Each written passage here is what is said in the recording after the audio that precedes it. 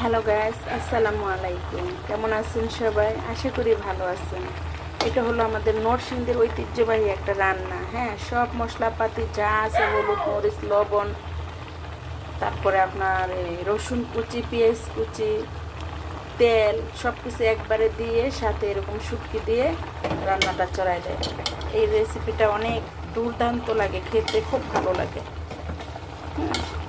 তা আমি এখন একটু এটাকে নেড়ে চেড়ে দিব, নেড়ে চেড়ে দিয়ে একটু ঢেকে দিব। কেমন? পাশে থাকবেন আপনারা, আবার একটু দেখাবো আপনাদেরকে।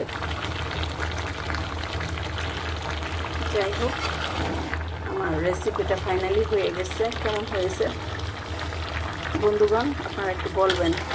যদি কারোর ভালো লাগে এভাবে করে খেয়ে দেখবেন, ভালো লাগবে। আল্লাহ হাফেজ, ভালো থাকবেন, সুন্দর থাকবেন, সুস্থ থাকবেন।